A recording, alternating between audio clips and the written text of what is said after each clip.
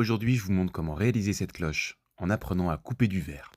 Pour couper du verre, il nous faut des ciseaux, un couteau, un marteau, une grenouille en plastique, une vraie grenouille, de la moutarde à l'ancienne, un diamant, de la sauce barbecue au miel, au bon petit goût fumé, 2 diamants, un coupe-verre. Bravo et bien joué, c'était le coupe-verre. Une fois les mesures prises, on tient le coupe-verre fermement et on le passe une seule fois.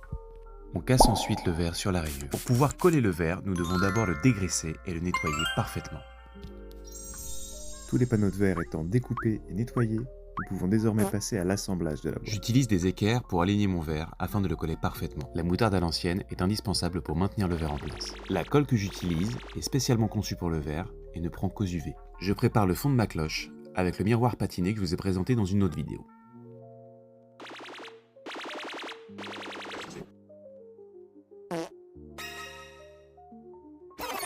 Mes lampes UV n'étant pas assez puissantes, je me sers de mon meilleur ami. 10 minutes de soleil suffisent à polymériser l'intégralité de la colle. La boîte étant partiellement assemblée, il ne me reste plus qu'à coller la pièce supérieure. Nous pouvons dès à présent nous occuper de l'habillage de la cloche. Les cornières en laiton renforcent la structure de la cloche et lui donnent un look vintage que j'apprécie particulièrement.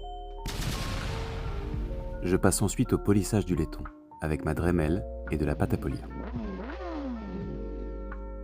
Je peux passer à l'assemblage des cornières, avec la même colle que j'ai utilisée pour le verre. La base de cette cloche sera en palissandre massif, doré alors 24 carats, mais cela fera l'objet d'une autre vidéo. La cloche et sa base une fois réalisées, je peux désormais choisir et étaler les spécimens que je vais y exposer, en commençant par un couple de papillons du genre Idea, provenant d'une réserve spécialisée sur l'île de Sulawesi. 3000 years later. Les spécimens bien séchés, je peux les désépingler afin de les exposer dans la cloche. C'est une étape aussi délicate que l'étalage, car il faut retirer toutes les épingles et le papier sans abîmer les ailes. Le cœur de cette cloche sera ce petit scarabée, du genre petit scarabée, que l'on trouve dans l'endroit où on trouve des petits scarabées. De toute façon, soyons honnêtes, la plupart des gens m'écoutent même pas quand je sors les noms scientifiques. Je n'ai pas de colle particulière pour coller ces spécimens sur leur base. Tout dépend de leur forme et de là où ils vont aller. Cela peut aller du silicone à la superglue. Le moment est enfin venu d'assembler toutes les parties de la cloche. Tout s'imbrique parfaitement, et sachez qu'il y a des heures de planification et d'ajustement. Je suis super fier de pouvoir vous montrer cette œuvre qui s'intitulera Rien du tout, parce que j'ai autre chose à faire que de leur donner des noms. Mais maintenant vous pouvez créer la vôtre car